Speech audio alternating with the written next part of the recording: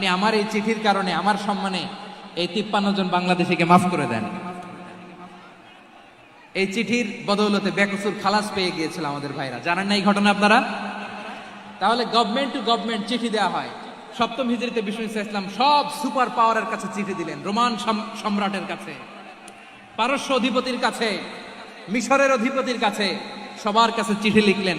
চিঠির ভাষা ছিল এরকম, মিন মুহাম্মাদিন রাসূলিল্লাহ ইলা মুকাওকিস আযীমিল কিবত, মুহাম্মদ রাসূলুল্লাহর পক্ষ থেকে মিশরের বাদশার কাছে, আসলিম তাসলাম, ইসলাম মানো শান্তিতে থাকবা, সালামুন আলা মান ইত্তাবাআল হুদা, শান্তি তার জন্য যে হেদায়েতের অনুসরণ করে। সুবহানাল্লাহ পড়েন। তো এই চিঠি অনেকে ভালোভাবে রিসিভ করেছে, অনেকে এই চিঠি পাওয়ার পরে নবীর কাছে আবার ইন রিটার্ন উপহার পাঠিয়েছে। কি পাঠিয়েছে? উপহার। মিশরের বাদশা মুকাওকিস তিনি বিশ্বনবীকে বিশাল এক উপহারের ডালি পাঠিয়েছেন। মিশরের বাদশা মুকাওকিস ছিলেন ধর্মে খ্রিস্টান। লালমনিরহাটের ভাইয়েরা আওয়াজ করে বলেন, মিশরের বাদশা ধর্মে কি ছিল? খ্রিস্টান। কি উপহার দিয়েছিল আমার নবীকে? শুনতে মনে চায়? আওয়াজ নাই লালমনিরহাটের গলায়, শুনতে মনে যায়? 1000 স্বর্ণ মুদ্রা, 1000 স্বর্ণ মুদ্রা। 2টা খ্রিস্টান দাসী, একজনের নাম মারিয়া বিনতে শামউন আল কিবতিয়া, আরেকজনের নাম সিরিন বিনতে শামউন আল কিবতিয়া। একজন খ্রিস্টান দাস 20 থান কাপড় জামা বানানোর জন্য, আমরা নবী যেন সেলাই করে জামা বানাতে পারে এজন্য 20 থান কাপড়, 20 থান ফাইন গার্মেন্ট। সুবহানাল্লাহ পড়বেন না? এরপরে একটা গাধা যেটার নাম ছিল উফাইর, আর একটা খচ্চর, এটার নাম ছিল দুলদুল। খচ্চর চিনেন? গাধা আর ঘোড়ার ক্রসিং এ যে প্রাণীটা দুনিয়াতে আসে ওটার খচ্চর বলে। তো এই যে সুপার পাওয়ার খ্রিস্টান বাদশার কাছে নবী চিঠি লিখলেন, ওই খ্রিস্টান বাদশা আমার নবীকে উপহার দিল। বিশ্বনবী এই উপহারগুলো সানন্দে গ্রহণ করেছে। সুবহানাল্লাহ পড়বেন না? তাহলে অমুসলিম কেউ যদি আপনাকে উপহার দেয়, হালাল উপহার হলে আপনি গ্রহণ করতে পারবেন। অনুরূপভাবে পারস্যের বাদশা, রোম সম্রাট বিশ্বনবীকে উপহার পাঠিয়েছেন। আমার নবী সবগুলো উপহার গিফট গ্রহণ করেছেন। সুবহানাল্লাহ বলেন। তাহলে প্রিয় লালমনিরহাট আওয়াজ করে বলুন, ইসলাম কি ন্যারো মাইন্ডেড রিলিজিয়ন না ব্রড মাইন্ডেড? আম্মাজান আয়েশার কাছে মাসালা জানতে চায় মেয়েরা, হে আম্মাজান, অগ্নি উপাসকেরা তাদের ঈদের দিন নওরোজের সময় আমাদেরকে পাখি দেয়, নেওয়া যাবে? উনি বললেন, ওরা জবাই করে দিলে নেওয়া যাবে না, কিন্তু ওরা যদি ফলমূল এরকম খাবার দেয় এগুলো নেওয়া যাবে।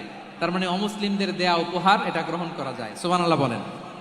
শুধু তাই নয়, বিষ্ণু ঈসা ইসলাম অমুসলিমদের সাথে আর্থিক লেনদেনও করেছেন, ফিনান্সিয়াল ডিলিং করেছেন। অমুসলিমদের সাথে প্রয়োজনে আপনি ফিনান্সিয়াল ডিলিং করতে পারবেন। আমরা প্রায় দেখি বাজারের মিষ্টির দোকানগুলো আমার হিন্দু ভাইদের। লালমনিরহাটে মিষ্টির দোকান, দইয়ের দোকান কারা চালায়? হিন্দুরা চালায় না। তারপরে যে বারবার শপ, চুল কাটে যে নাপিত, অধিকাংশ নাপিতের দোকানে কারা? আমার হিন্দু ভাইরা। তা আপনি চুল কাটতে পারবেন কিনা? পারবেন কিনা বলেন? পারবেন। তার দোকান থেকে দই মিষ্টি কিনতে পারবেন কিনা? হ্যাঁ, আমার মুসলিম ভাইয়ের দোকান থাকলে ওইটারে আমি বেশি প্রায়োরিটি দিব, ঠিক কিনা? কিন্তু যদি তাদের সার্ভিস নিতে চান, প্রোডাক্ট নিতে চান, পারবেন। তার দলিল সহিহ বুখারী, আম্মা জান আয়েশা রাদিয়াল্লাহু তাআলা আনহা বলেন, ইশতারা রাসূলুল্লাহ সাল্লাল্লাহু আলাইহি ওয়াসাল্লাম মিন ইয়াহুদিয়িন তুআমান ওয়া রাহানাহু দিরআহু মিন হাদিদ। রাসূল সাল্লাল্লাহু আলাইহি ওয়াসাল্লাম এক ইহুদির কাছ থেকে, কার কাছ থেকে? সবাই বলে নাই কার কাছ থেকে? আমার নবী, পেয়ারা নবী এক ইহুদির কাছ থেকে জব কিনেছিল। জব, বার্লি, যেটা দিয়ে রুটি বানায়। ওই জবের দাম দেওয়ার টাকা পয়সা নবীর কাছে ছিল না। ফলে নবী ওনার একটা পোশাককে মর্গেজ রেখেছিলেন, মর্গেজ, বন্ধক, যে এখন এটার দাম দিতে পারবো না, কয়েক কেজি বার্লি নিয়ে যাই আর বন্ধক হিসেবে আমার জামাটা রেখে গেলাম, যেদিন দাম দিব ওই দিন জামাটা ছুটাই নিয়ে যাব। সুবহানাল্লাহ পড়বেন না? বাকিতে নিছিলেন, বাকিতে। দিরআহু মিন হাদিদ, লোহার তৈরি বর্ম, মানে যুদ্ধের পোশাক, লোহা দিয়ে বানানো। বিশ্বনবী বললেন, কয়েক কেজি জব দাও, টাকাটা পরে দিব, এখন টাকা নাই, বন্ধক হিসেবে, মর্গেজ হিসেবে আমার জামা রেখে গেলাম, যখন টাকা দিব জামা ছুটায় নিব। আওয়াজ করে বলতে হবে সুবহানাল্লাহ। এ থেকে বোঝা গেল অমুসলিমদের সাথে ফিনান্সিয়াল ডিলিং করা যায়, অর্থনৈতিক লেনদেন করা যায়, কেনাবেচা করা যায়, প্রোডাক্ট কেনা যায়। এমনকি আমাদের মসজিদে নববীতে বারান্দায় আপনারা একটা অটোমেটিক ফ্লাইং আমব্রেলা দেখছেন? সূর্য যখন বাড়ে মসজিদে নববীর বারান্দায় ইয়ার্ডের মধ্যে অটোমেটিক্যালি কিছু আমব্রেলা আছে, সাঁ করে খুলে যায়, আর সূর্যের তাপ লাগে না। আবার সন্ধ্যাবেলায় এই আমব্রেলাগুলো ওরা ক্লোজ করে ফেলে, দেখেন নাই না? দেখছেন?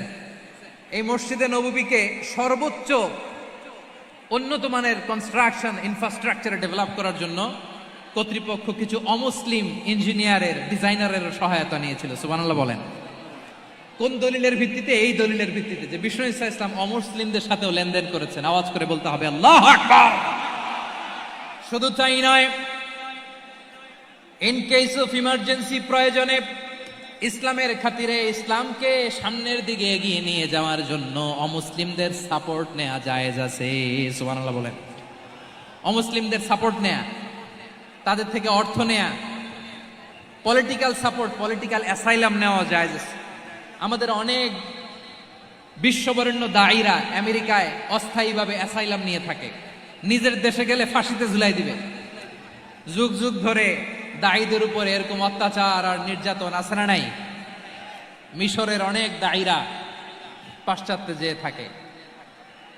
এই যে তারা পলিটিক্যাল অ্যাসাইলাম নিয়ে থাকে, রাজনৈতিক আশ্রয়, এটা জায়েজ আছে না? এটা যে জায়েজ আছে তার প্রমাণ স্বয়ং বিশ্বনবী সাল্লাল্লাহু আলাইহি ওয়াসাল্লাম পলিটিক্যাল সাপোর্ট নিয়েছিলেন অমুসলিমদের কাছ থেকে। সুবহানাল্লাহ বলেন। খুব মজাদার একটা ঘটনা, শুনবেন? আপনাদের আগ্রহ দেখে তো মনে হয় না শোনার ইচ্ছা আছে। আছে আছে, গলায় জোর আছে। লিল্লাহে তাকবীর, লিল্লাহে তাকবীর, নারায়ে তাকবীর। মাশাআল্লাহ।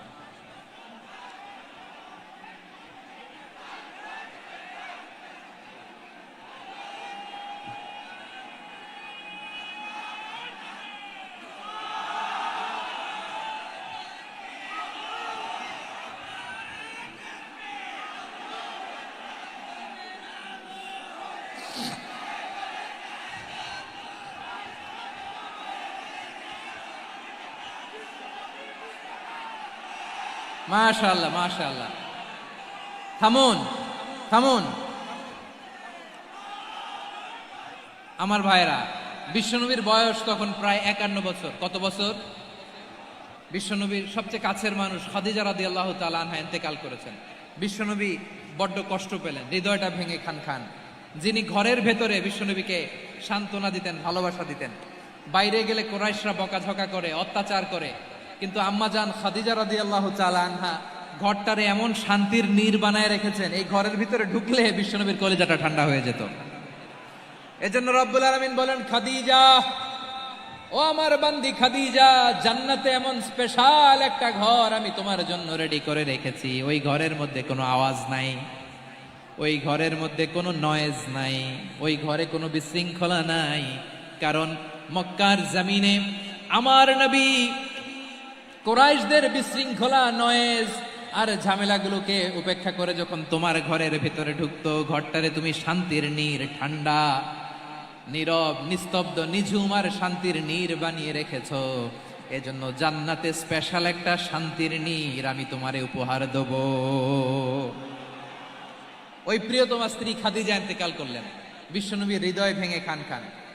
আবার ওনার চাচা আবু তালেব ইন্তেকাল করলেন, যিনি পলিটিক্যাল শেল্টার দিতেন নবীকে। কে দিতেন?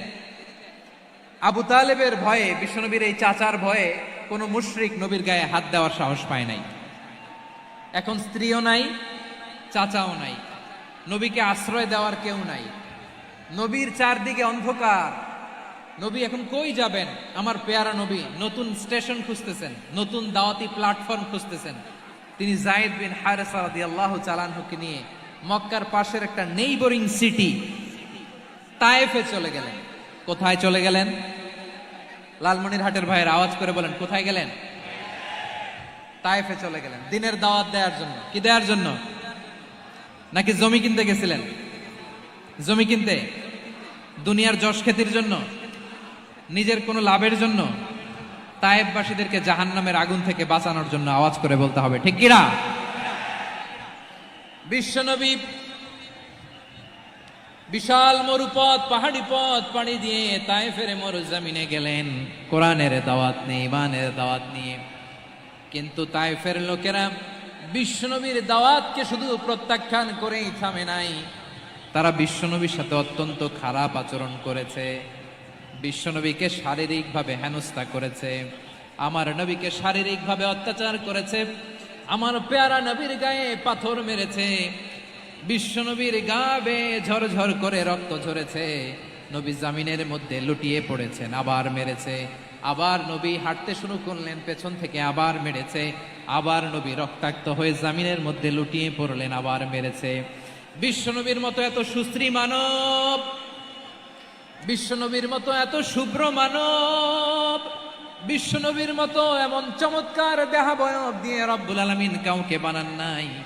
এরকম চমৎকার মানুষটাকে তারা তায়েফের ওই জমিনে রক্তাক্ত করেছে। বিশ্বনবী দুনিয়ার কোনো স্বার্থের জন্য সেখানে যান নাই, নিজের কোনো লাভের জন্য, প্রাপ্তির জন্য যান নাই, তায়েফবাসীদের জাহান্নামের আগুন থেকে বাঁচাতে গিয়েছেন, ঠিক কিনা বলেন?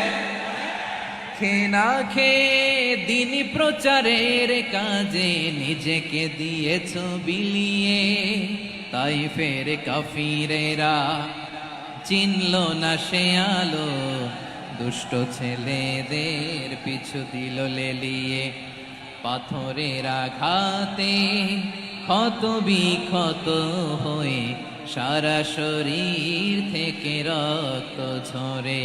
হে রাসূল তোমাকে ভুলি আমি কেমন করে, হে রাসূল তোমাকে ভুলি আমি কেমন করে। পারেন না আপনারা? ধরুন আমার সাথে, হাজার ব্যথা বেদনার পরে ফিরে আসনি তুমি আপন ঘরে, দিনের আলো তুমি ছড়িয়ে দিতে, চলে গেলে মদিনায় মক্কা ছেড়ে। হে রাসূল তোমাকে ভুলি আমি কেমন করে, হে রাসূল তোমাকে ভুলি আমি কেমন করে, ঠিক কিনা বলেন? প্রিয় ভাইরা, তায়েফের ছেলেরা নবীকে রক্তাক্ত করলো। আমার নবী কই যাবে? কই যাবে? মক্কায় জায়গা নাই, তায়েফে জায়গা নাই। তায়েফ থেকে ভারাক্রান্ত মন নিয়ে আমার নবী মক্কায় ফিরে আসলেন। বিশ্ব নবী মক্কায় ঢুকতে পারেন না। মক্কার মরুভূমির দিকে তাকিয়ে, উপত্যকার দিকে তাকিয়ে বিশ্বনবী ধা ধা করে কাঁদেন, ঝরঝর করে নবীর চেহারা মোবারক থেকে চোখের পানিগুলো বেয়ে বেয়ে পড়ে। আমার জন্মস্থান, আমার শৈশব, কৈশোর, যৌবন কেটেছে এই মক্কায়, আমার এলাকায় আমি ঢুকতে পারি না। বিশ্বনবী মক্কার অনতি দূরে দাঁড়িয়ে জায়েদকে পাঠালেন, জায়েদ যাও দেখো কেউ আমাকে সাপোর্ট করার মতো আছে কিনা, যাও অমুকের কাছে যাও। জায়েদ গেলেন, তারাও প্রত্যাখ্যান করে ফিরিয়ে দেয়। বিশ্বনবী বললেন যাও অমুক লোকের কাছে যাও, তিনিও প্রত্যাখ্যান করে ফিরিয়ে দিলেন। কেউ বিশ্বনবীকে আশ্রয় দিতে রাজি হয় না। নিজ জন্মভূমিতে বিতাড়িত বিশ্বনবী, সর্বশেষ বিশ্বনবী বললেন যাও মুতঈম ইবনে আদির ঘরে যাও। মুতঈম ইবনে আদি মুশরিক, তার কাছে যাও। গেলেন, মুতঈম ইবনে আদি রাজি হয়ে গেল। সুবহানাল্লাহ বলেন। দেখেন, অনেক বিপদের সময়ও আমি নিজে সাক্ষী, সামাজিকভাবে, রাজনৈতিকভাবে কত ঝঞ্ঝা, কত ষড়যন্ত্র, কত কনস্পাইরেসি পাড়ি দিয়ে আমাদেরকে সামনে এগিয়ে যেতে হয়। এই শত্রুদের ভেতরেও একজনকে দাঁড় করিয়ে দেয় যে আল্লাহর কোরআনের জন্য রেডি হয়ে যায়। পড়েন সুবহানাল্লাহ। মুতঈম ইবনে আদি, আল্লাহ তার মনকে নরম করে দিলেন। মুতঈম বলে, মুহাম্মদ আমি তোমাকে আশ্রয় দিব। তার দুই ছেলেকে পাঠালেন, যাও খোলা তলোয়ার নিয়ে, স্কট দিয়ে, গার্ড অফ অনার দিয়ে মোহাম্মদকে মক্কায় ঢুকাও, আর বলো আমি আমান দেব। আমান কি দিব? আমান মানে সিকিউরিটি, নিরাপত্তা। সিকিউরিটি ছাড়া, আমান দেওয়া ছাড়া কেউ থাকতে পারতো না মক্কায়। দুই ছেলে বিষ্ণু ইসা ইসলামকে নিয়ে আসলো। নবী কাবার চারদিকে তাওয়াফ করলেন, নামাজ পড়লেন। আবু জাহেল, উতবা, শাইবা, ওয়ালিদ ইবনে মুগীরা সবাই দেখে, কেউ কিছু করতে পারে না। কারণ মুতঈম ইবনে আদি ঘোষণা দিয়েছেন আমি মুহাম্মদকে আমান দিয়েছি, মুহাম্মদের গায়ে যেন কেউ স্পর্শ না করে। আওয়াজ করে পড়েন সুবহানাল্লাহ। নবীর এই বিপদ কালে মুহূর্তে মুতঈমের হৃদয়টারে নরম করে দিল কে? আচ্ছা, লালমনিরহাটের ভাইয়েরা বলেন, এই মুতঈম কি মুসলিম ছিল না মুশরিক? সবাই বলতে হবে মুসলিম না মুশরিক। তাহলে মুশরিকের কাছ থেকে নবী পলিটিক্যাল অ্যাসাইলাম, আধুনিক রাষ্ট্রবিজ্ঞানের ভাষায় পলিটিক্যাল অ্যাসাইলাম, যেটাকে বলে রাজনৈতিক আশ্রয়, ওনার আমান বা নিরাপত্তার এই ঘোষণায় তিনি মক্কায় ঢুকলেন। যতদিন নিরাপত্তা ছিল ছিলেন। মুতিম যখন মারা গেল, বিষ্ণু ইসলাম হিজরত করে মদিনায় চলে গেলেন। সুবহানাল্লাহ। কিন্তু মুতিম যে বিশ্বনবীর উপকার করছে এটা বিশ্বনবী ভুলে নাই। আমাদের অনেকে আছে উপকার করার পরে আর খেয়াল থাকে না, খাওয়ার পরে গলা দিয়ে নামলে আর খেয়াল থাকে না, এরকম আছে না নাই? আমার নবী ভুলে নাই। বদরের প্রান্তরে 70 জন কাফেরকে যখন বন্দী করে বিশ্বনবীর সামনে হাঁটু গেড়ে দাঁড় করানো হলো, বসানো হলো, 70 জন কাফের। কয়জন? বিশ্বনবী তাদের দিকে তাকিয়ে বললেন, সহিহ বুখারীর বর্ণনা, লাউ কানাল মুতঈম ইবনে আদি হাইয়ান সুম্মা কাল্লামানি হাউলাঈ নাতনা লা তারাকতুহুম লাহু। বদরের প্রান্তরে 70 জন বন্দী কাফিরের দিকে তাকিয়ে আমার নবী বললেন, আজকে মুতঈম ইবনে আদি যদি বেঁচে থাকতো আর তোমাদের 70 জনের ব্যাপারে যদি মুতঈম এক বাক্যে একটা সুপারিশ করত, তার সম্মানে আজকে তোদের সবাইকে আমি মাফ করে দিতাম। সুবহানাল্লাহ। নাই ওই যে চিল্লাচিল্লি যে কথা বোঝে নাই, কোন জিনিস মিস করছে ওরা নিজেরাও বোঝে নাই। বিশ্বনবী মুতঈমের এই সাহায্যের কথা বলে নাই। 70 জন মুশরিক হাঁটু গেড়ে বসা, নবী চাইলে এখনই এক্সিকিউশন অর্ডার দিতে পারে। তিনি বললেন, আজকে যদি মুতঈম বেঁচে থাকতো আর মুতঈম যদি তোদের জন্য সুপারিশ করতে, এই আবর্জনাগুলোর ব্যাপারে সুপারিশ করতে, আমি মুহূর্তেই তোদেরকে এমনি মাফ করে দিতাম। এবার বলেন, ইসলাম কি ন্যারো মাইন্ডেড না ব্রড মাইন্ডেড? শুধু তাই নয়, যাকে যে সম্মান দেয়ার আমার নবী দিতেন, হোক আস্তিক হোক নাস্তিক, হোক মুসলিম হোক অমুসলিম। বিষ্ণু ইসলাম যখন রোমান সম্রাটের কাছে চিঠি লিখেছেন, আমার প্রিয় লালমনিরহাটের ভাইরা, অল্প কয়েক মিনিট কয়েকটা জরুরি কথা বলবো, এদিকে তাকান, এদিকে তাকান। রোমান সম্রাটের কাছে বিশ্বনবী যখন চিঠি লিখলেন মিন মুহাম্মদ রাসূলিল্লাহ ইলা হিরাকলা আযীমির রোম। মুহাম্মদের পক্ষ থেকে হিরাক্লিয়াসের কাছে, যিনি হচ্ছেন আযীমির রোম। এটা নবী নিজ থেকে বানায় লিখছেন, অতিরিক্ত সম্মান দিয়ে। কোন রাষ্ট্রপ্রধান যখন আসে তাদেরকে আমরা কি বলি জানেন? তার নামের শেষে HE এটা লিখতে হয়, H.E. মানে হিজ এক্সেলেন্সি। কি লেখে? হিজ এক্সেলেন্সি, অথবা ইউর হাইনেস, ইউর ম্যাজেস্টি। দেখেন, বিশ্বনবী সাল্লাল্লাহু আলাইহি ওয়াসাল্লাম সব নবীদেরও নবী। তিনি একজন মুশরিক খ্রিস্টান সম্রাট, রোমান সম্রাটের কাছে চিঠি লিখতে যায়, লিখতেছে ইলা হিরাকলা আযীমির রোম। হিরাক্লিয়াসের কাছে আমার চিঠি, যিনি রোমের আযীম, হিজ হাইনেস, মানে রোমের অনেক সম্মানিত এক বাহাদুর। আওয়াজ করে বলেন সুবহানাল্লাহ। তার মানে যাকে যে সম্মান দেয়ার এটা বিশ্বনবী দিতেন। এমনকি যে ইহুদিরা ভালো ছিল, এই ইহুদিদেরও প্রশংসা করেছেন বিশ্বনবী মুহাম্মদুর রাসূলুল্লাহ সাল্লাল্লাহু আলাইহি ওয়াসাল্লাম। এক ইহুদির প্রশংসা করেছেন বিশ্বনবী। ইহুদির কার? আমি তো আমার ভাইয়ের প্রশংসা করি না, আমি তো এক আলেম আরেক আলেমরে স্পেস দেই না, আমি তো এক দায়ী আরেক দায়ীর সাথে বসতে চাই না। আমার নবী ইহুদির প্রশংসা করে। কার প্রশংসা? ওই ইহুদির নাম ছিল মুখাইরিক। সিরাত গ্রন্থ ঘাটলে পাবেন। তিনি বলেছেন, মুখাইরিক খাইরু ইয়াহুদ, Mukhayriq is the best of the Jews. জুইশদের মধ্যে সে সবচেয়ে ভালো। কেন প্রশংসা করলেন তার? এর কারণ মদিনা চার্টারে কথা ছিল সব ধর্মের মুসলিম, মুশরিক, ইহুদিরা মিলে মদিনাকে রক্ষা করবে। কিন্তু 3য় হিজরিতে যখন উহুদের যুদ্ধ শুরু হলো, সবার কথা ছিল যেই আক্রমণ করে আমরা মদিনাকে বাঁচাবো। কোন শহরকে বাঁচাবো? মদিনাকে। কিন্তু কুরাইশরা যখন অ্যাটাক করলো, ইহুদিরা আর আসে না, ইহুদিরা আর বেরোয় না। বিষ্ণু বললেন, ওহে ইহুদিরা, তোমরা না চুক্তি করলে আমার সাথে যে মদিনা বাঁচাতে সবাই ঝাঁপিয়ে পড়বো, আসো। একটা ইহুদিও বেরোয় না, কেউ আসে না সেদিন, একজন ছাড়া। তার নাম মুখাইরেক। তার নাম কি? মুখাইরেক বাহাদুরের মতো ঘোড়সাওয়ার হয়ে বেরিয়ে গেলেন এবং বললেন, গোটা ইহুদি সাম্রাজ্যের একজনও যদি না আসে, আমি মুখাইরেককে কেউ ঘরে আটকে রাখতে পারবে না। বেরিয়ে আসলেন। এসে বললেন আমি মুহাম্মদের পক্ষে যুদ্ধ করব। আমি মারা গেলে আমার সম্পদ আমার উত্তরাধিকারীরা পাবে না, আমার সম্পদ তোমরা মুহাম্মদকে দিয়ে দিবা। সুবহানাল্লাহ বলেন। উহুদের ময়দানে 70 জন মুসলমান শহীদ হলো। এই ইহুদি সেও মুসলমানের পক্ষে যুদ্ধ করে নিহত হলো। সুবহানাল্লাহ বলেন। মুসলিমদের লাশ যখন নিয়ে আসা হলো, এই মুখাইরিকের লাশও নিয়ে আসা হলো।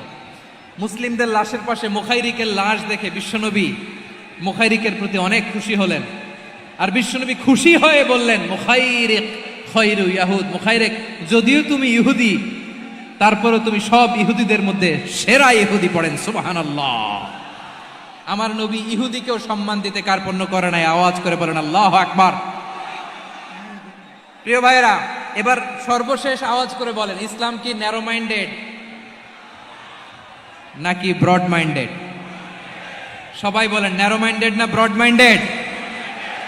এজন্য অমুসলিম হইলেই তারা আমাদের শত্রু নয়। শত্রু কারা? এই লালমনির হাটের ভাইয়েরা শোনেন, শত্রু কারা? যে সমস্ত অমুসলিম আমাদেরকে নিশ্চিহ্ন করে দিতে চায়, যে সমস্ত অমুসলিম আমাদের ভূখণ্ড থেকে আমাদেরকে তাড়িয়ে দিতে চায়, যে সমস্ত অমুসলিম আমার ধর্ম নিয়ে তুচ্ছতাচ্ছিল্য করে চিল্লায় বলেন ঠিক কিনা, তারা আমাদের শত্রু। সাধারণ অমুসলিমরা আমার শত্রু নয়। এই যে হিন্দুরা থাকে এরা আমার ভাই, বৌদ্ধরা আমার ভাই, খ্রিস্টানরা আমার ভাই, ইহুদিরা আমার ভাই। তারা দিনী ভাই নয়, তারা মায়ের পেটের ভাই।